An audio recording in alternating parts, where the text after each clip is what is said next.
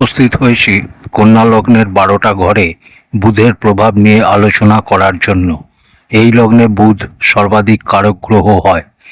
কারণ হচ্ছে বুধ এখানে লগ্ন ও কর্মের অধিপতি হয়। এই লগ্নে বুধ এই কারণেও সর্বাধিক কারক গ্রহ হয় যে দুটো ভাবে ভদ্র নামে মহাপুরুষ যোগের নির্মাণ করে। জ্যোতিষশাস্ত্র বলে লগ্নের অধিপতি যে ভাবে গিয়ে বসবে তো সেই ভাবের প্রভাবে বৃদ্ধি ঘটাবে। তাই এটা বলা অতিরঞ্জিত হবে না যে কন্যা লগ্নে বুধ সর্বাধিক শ্রেষ্ঠ ফল প্রদান করা গ্রহ হবে।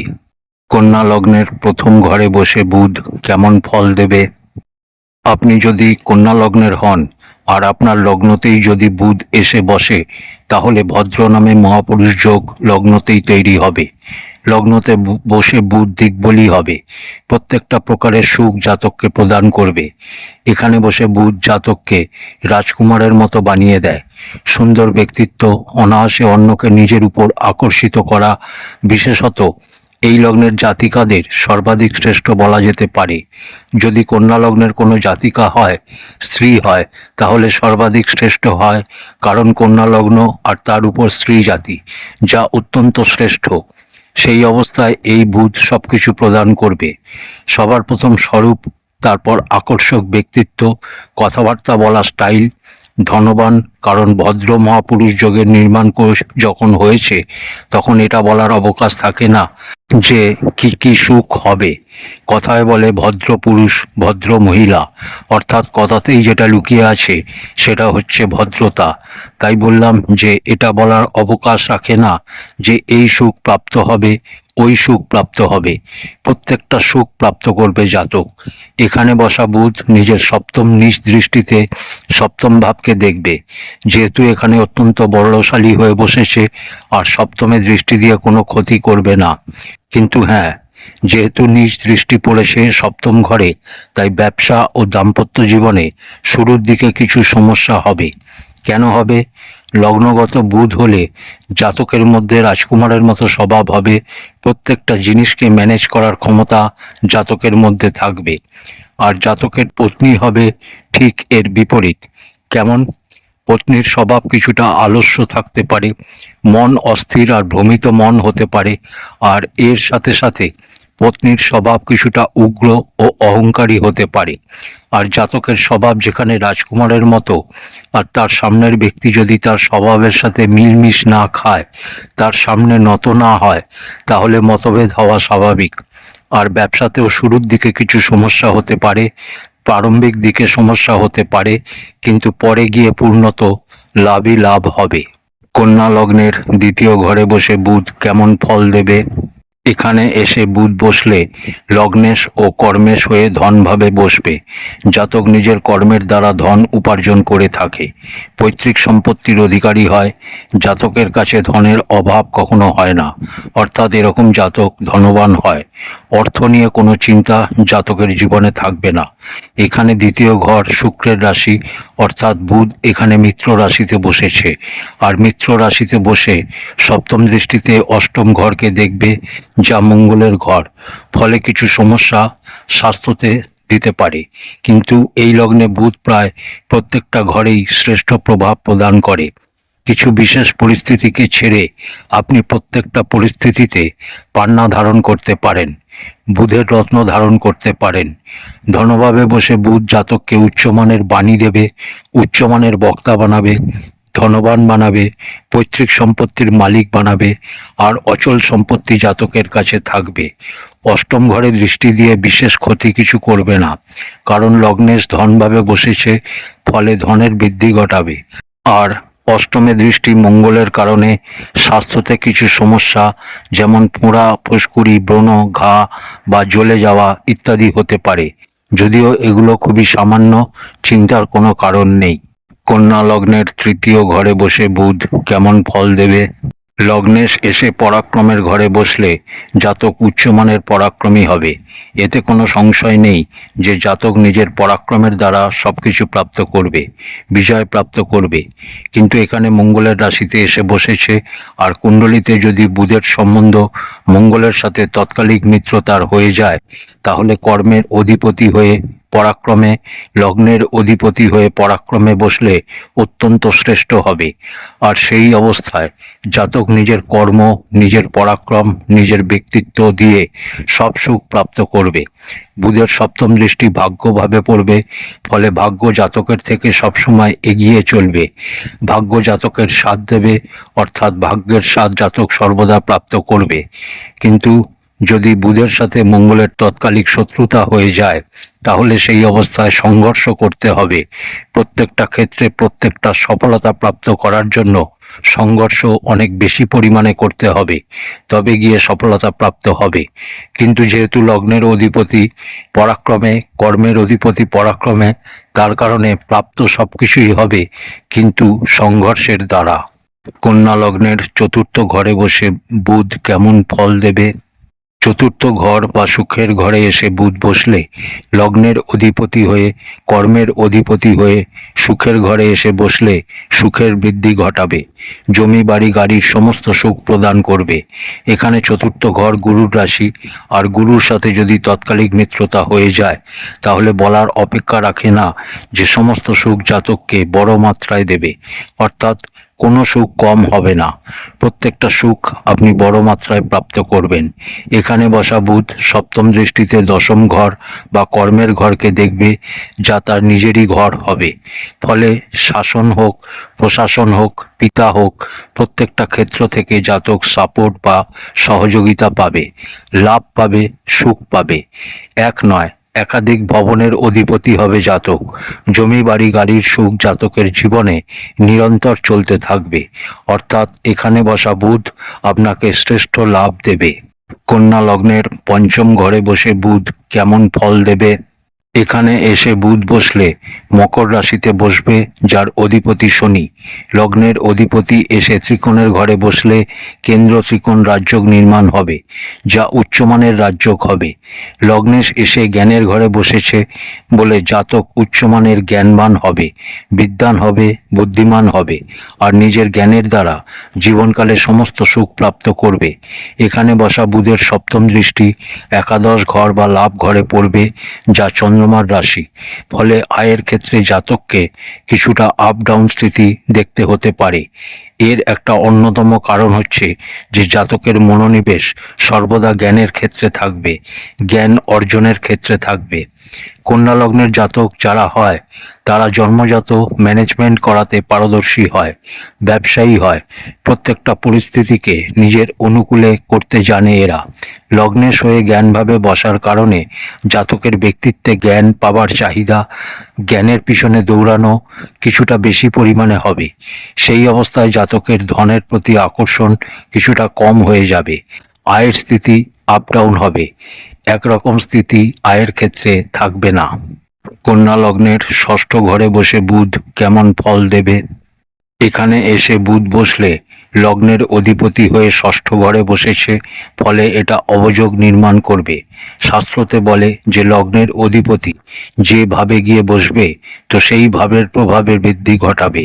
আর এখানে ষষ্ঠ ঘরে বসে রোগ, ঋণ, শত্রু এই তিনটে জিনিসের বৃদ্ধি করবে। কিন্তু লগ্নের মালিক হয়ে ষষ্ঠে এসে বসেছে, ফলে শত্রুহন্তা যোগও বানাবে, জাতককে উচ্চমানের শত্রুহন্তা বানাবে। জাতক যদি ঋণে পড়ে, তাতে কোনো সমস্যা নেই, ঋণ থেকে মুক্তি পেয়ে যাবে। কারণ লগ্নের মালিক এসে ষষ্ঠ ঘরে বসেছে, ফলে ঋণ থেকে ভয় পাওয়ার কিছু নেই, শত্রু থেকে ভয়ের কোনো কারণ নেই, ঋণ নিয়ে ভয় পাওয়ার কিছু নেই। ষষ্ঠ ঘরে বসেছে, ফলে রোগ কিছু দিতে পারে। বুধ সম্বন্ধিত যে রোগগুলো হয়, যেমন ত্বক সম্বন্ধিত, বাণী সম্বন্ধিত সমস্যা, যেমন জাতক বলবে কিছু আর তার বক্তব্য সে এমনভাবে পেশ করবে যে সামনের ব্যক্তি তার মানে অন্য কিছু করে ফেলবে। ফলে যে সফলতা প্রাপ্ত করা উচিত ছিল তাতে কমতি আসবে। এখানে বুধ কুম্ভ রাশিতে বসেছে, যার অধিপতি হয় শনি, যা বুধের মিত্র রাশি। আর মিত্র রাশিতে হবার কারণে এই সমস্ত সমস্যাগুলো, এই সমস্ত প্রভাবগুলো কম পরিমাণে আসবে। লগ্ন ও কর্মের অধিপতি এসে ষষ্ঠ ঘরে বসেছে, ফলে কিছু সমস্যা কার্যক্ষেত্রে হবে, কার্যক্ষেত্রের বিকাশে আপ ডাউন স্থিতি দেখতে পাওয়া যাবে। এখানে বসে বুধ সপ্তম দৃষ্টিতে দ্বাদশ ঘরকে দেখবে, যা সূর্যের রাশি। ফলে খরচা বা ব্যয় বেশি পরিমাণে হবে। জাতক দেখানোর জন্য খরচা বেশি করবে, নিজেকে প্রতিষ্ঠিত দেখানোর জন্য খরচা বেশি করবে, কিন্তু এতে বিশেষ কোনো সমস্যা হবে না। তার কারণ আয় জীবনকালে হতে থাকবে, তাই ব্যয় নিয়ে বিশেষ কোনো চিন্তার কারণ নেই। কিন্তু একটা কথা অবশ্যই বলবো, যে ঋণ যদি নেন খুব বুঝে শুনে নেবেন। ঋণ নেওয়া অবস্থায় আপনাকে খুব ম্যানেজ করে চলতে হবে, সামঞ্জস্য করে চলতে হবে, অন্যথায় ঋণ পরিশোধে আপনি সমস্যায় পড়বেন। ভাবনা চিন্তা করে ঋণ নিলে কোনো সমস্যা নেই, খালি শুধুমাত্র দেখানোর জন্য ঋণ কখনোই নেবেন না। যে ঋণ নেবেন তা কাজের জন্য নিন, নিজের হিতের জন্য নিন, অর্থকে বাড়ানোর জন্য নিন। দেখানোর জন্য ঋণ নেওয়া কখনোই উচিত হবে না। কন্যা লগ্নের সপ্তম ঘরে বসে বুধ কেমন ফল দেবে? এখানে এসে বুধ বসলে বুধ নিচ রাশিতে হবে, সপ্তম দৃষ্টিতে লগ্নকে দেখবে, যা বুধের উচ্চ দৃষ্টি হবে। ফলে আপনার ব্যক্তিত্বকে জবরদস্ত বানিয়ে দেবে, কিন্তু নিচ রাশিতে বসেছে, তাই সবার প্রথম বুধের অংশবল দেখুন। যদি 15 অংশের উপরে হয় তাহলে আপনার চিন্তার কোনো কারণ নেই। সেই অবস্থায় এখানে বসা বুধের জন্য আপনি বুধের রত্ন ধারণ করতে পারেন। এছাড়া এখানে গুরুর রাশিতে বসেছে, আর গুরু যদি কেন্দ্রের কোনো ঘরে বসে তাহলে সেক্ষেত্রে বুধের নীচত্ব ভঙ্গ হয়ে যাবে। সেক্ষেত্রেও আপনি বুধের রত্ন ধারণ করতে পারেন আর বুধের শ্রেষ্ঠ লাভ নিতে পারেন। গুরু যদি একাদশ ঘরে বসে তাহলে গুরুর দৃষ্টি সপ্তম ঘরে পড়বে, লগ্নে গুরু বসলে সপ্তম ঘরে দৃষ্টি পড়বে, আর পরাক্রম ঘরে বা তৃতীয় ঘরে গুরু বসলে বুধের উপর দৃষ্টি পড়বে। এছাড়া কেন্দ্রের কোনো ঘরে বসলে গুরু তাহলেও বুধের নীচ ভঙ্গ হবে, আর পঞ্চম ও নবম ঘরে অর্থাৎ ত্রিকোণের ঘরেও গুরু বসলে বুধের নীচত্ব ভঙ্গ হবে। অর্থাৎ অনেকটা ক্ষেত্রেই নীচ ভঙ্গ হওয়ার সম্ভাবনা রয়েছে, কেবল দ্বিতীয়, ষষ্ঠ, অষ্টম ও দ্বাদশ ঘর ছাড়া। তাই বুধের নীচ ভঙ্গ হয়ে গেলে আপনাকে শ্রেষ্ঠ লাভ প্রদান করবে, আপনার ব্যক্তিত্বকে আকর্ষক বানাবে, চেহারার মধ্যে একটা কোমলতা থাকবে, বাণী অত্যন্ত শ্রেষ্ঠ হবে, বুদ্ধিমান বানাবে, জ্ঞানবান বানাবে, উচ্চমানের ব্যবসায়ী বানাবে আপনাকে।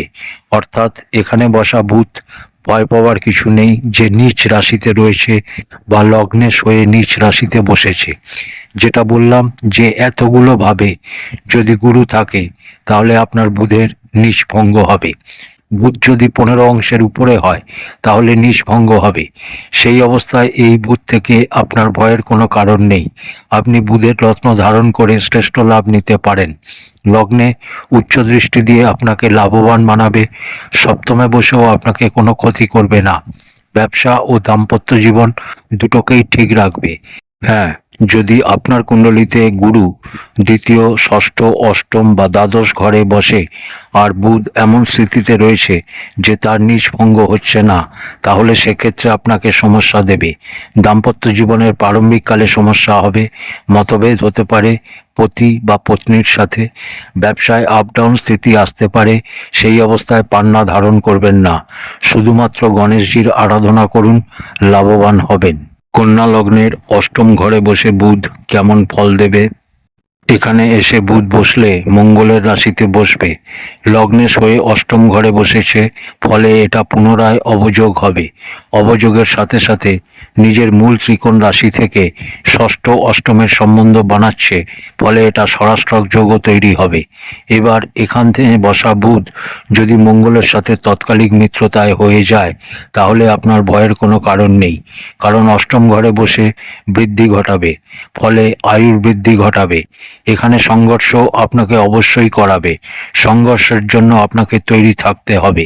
সফলতা প্রাপ্ত করার জন্য আপনাকে লড়াই করতে হবে, আর লড়াই করতে পারলে, সংঘর্ষ করতে পারলে সফলতা আপনি অবশ্যই প্রাপ্ত করবেন। মঙ্গলের সাথে বুধের তৎকালিক মিত্রতা দেখুন, তৎকালিক মিত্রতা থাকলে চিন্তার কোনো কারণ নেই। বুধ আপনাকে শ্রেষ্ঠ লাভ দেবে, আয়ুতে বৃদ্ধি ঘটাবে। সামান্য কিছু সমস্যা স্বাস্থ্য সম্বন্ধিত এলেও বুধ তাকে সামলে নেবার কাজ করবে। এখান থেকে সপ্তম দৃষ্টি ধনভাবে হবে, যা মিত্র দৃষ্টি। ধনের কমতি জীবনকালে কখনো হবে না। এবার যদি তৎকালিক শত্রুতায় হয়ে যায় তাহলে কি হবে? তো তৎকালিক শত্রুতায় হয়ে গেলে বুধ কমজোর হয়ে যাবে। এই অবস্থায় আপনার সংঘর্ষকে মারাত্মক বাড়িয়ে দেবে। সেই অবস্থায় বলবো যে বুধের রত্ন ধারণ করবেন না, ক্ষতি হতে পারে। তৎকালিক শত্রুতায় হলে রত্ন ধারণ না করাই শ্রেয়। এরকম নয় যে অষ্টম ঘরে এসে বসেছে বলে আপনি এর রত্ন ধারণ করবেন না। আপনি যদি বুধের রত্ন ধারণ করেন তাহলে আপনার কি কি লাভ হবে? আপনার লগ্ন, আপনার ব্যক্তিত্বের বৃদ্ধি ঘটবে, আপনার কর্মের বৃদ্ধি ঘটবে, ফলে আপনি এর রত্ন ধারণ করতে পারেন যদি তৎকালিক মিত্রতা হয় তাহলে। আর ধনভাবে দৃষ্টি আপনার জন্য শ্রেষ্ঠ হবে। পৈতৃক সম্পত্তি পেলে বা না পেলেও ধনের কমতি আপনার কখনো হবে না। আর শত্রুতায় হলে সমস্যা হবে, ধন ইত্যাদির কমতি হবে জীবনকালে।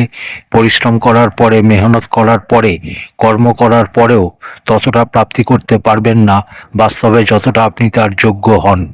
কন্যা লগ্নের নবম ঘরে বসে বুধ কেমন ফল দেবে?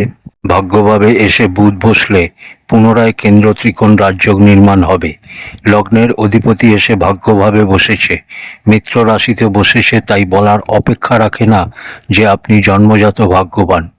ভাগ্য সবসময় আপনার থেকে 4 ভাগ এগিয়ে চলবে। মহাভাগ্য যোগ হবে। জাতক যা চাইবে তাই করবে এবং তা সে প্রাপ্তও করবে। ভাগ্যভাবে বসা বুধের উপর যদি কুণ্ডলীর কোথাও থেকে গুরু দৃষ্টি পড়ে যায় তাহলে জীবনকালে আপনি যা চাইবেন তাই প্রাপ্ত করবেন। এখানে বসা বুধ যদি শুক্রের সাথে বসে যায় তাহলে সেই অবস্থায় লক্ষ্মীনারায়ণ যোগ হবে, আর সেই অবস্থাতেও আপনি জীবনকালে সবকিছু প্রাপ্ত করতে পারবেন। বুধকে বিষ্ণুর সংজ্ঞা দেওয়া হয়েছে, আর কুণ্ডলিতে এই যে ত্রিকোণের ভাব হয় এগুলোকে লক্ষ্মী স্বরূপা বলা হয়। আর শুক্র যদি এখানে এসে বসে যায় তাহলে বলার অবকাশ রাখে না যে জাতক জীবনকালে এমন কোনো জিনিস নেই যা প্রাপ্ত করতে পারবে না। অর্থাৎ প্রত্যেকটা সুখ জাতক জীবনকালে প্রাপ্ত করবে। এখানে বসা বুধ সপ্তম দৃষ্টিতে পরাক্রম ঘরকে দেখবে, ফলে ছোট ভাই বোনও সুখ প্রাপ্ত করবে। পরাক্রম ঘরে জাতক সব সুখ প্রাপ্ত করবে। আলস্য থেকে জাতককে বাঁচতে হবে, যদিও ভাগ্য আপনাকে ছাড়বে না, আপনাকে সবকিছু প্রদান করবেই করবে। আর ভাগ্য যখন দেওয়াতে আসে তখন সংঘর্ষ করায়।